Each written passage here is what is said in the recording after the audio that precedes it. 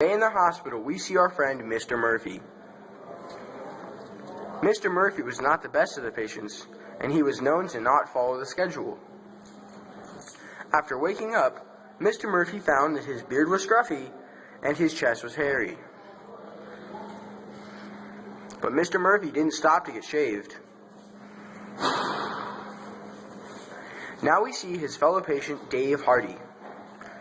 Dave knew that the aides would not appreciate if he skipped shaving, so he decided to stand in line with the others. Dave wouldn't want to be a Mr. Murphy. Nobody wants to be a Mr. Murphy. 7 o'clock meant breakfast time.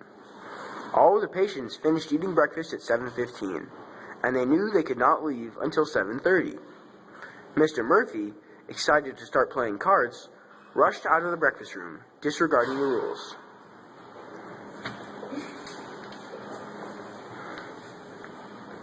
All of the other men wanted to play cards as well, but they knew it would be bad, especially Dave Hardy.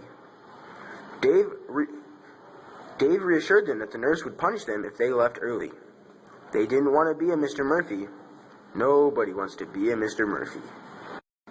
In the day room, the men sit in their respective areas for their leisure activities. Everybody is following the rules and listening to whatever the nurse says. But Mr. Murphy becomes tired of playing with puzzles. Mr. Murphy pulls out a deck of cards and asks the other patients if they are interested in gambling with him. Intimidated by his approach, many of the men agree and they proceed to gamble money.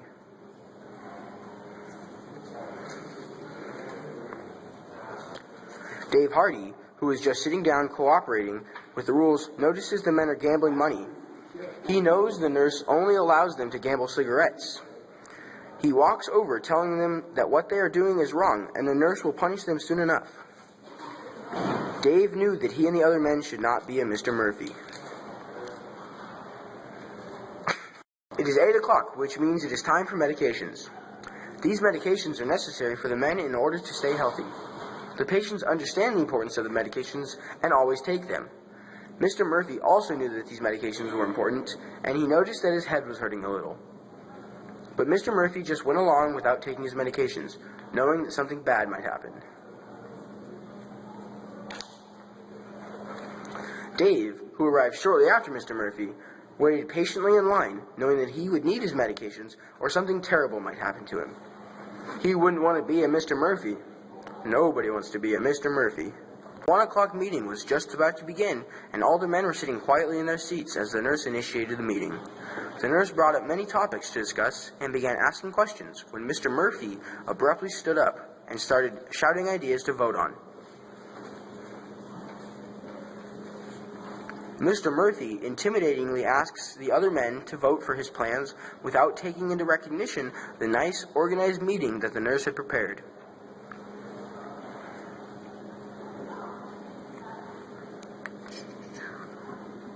Dave knew what Mr. Murphy was doing was wrong and decided not to vote with him. Dave shook his head, showing the other men that what Mr. Murphy was doing was wrong and that they should not participate in such actions. Dave showed all the other men for the last time that they should not be a Mr. Murphy.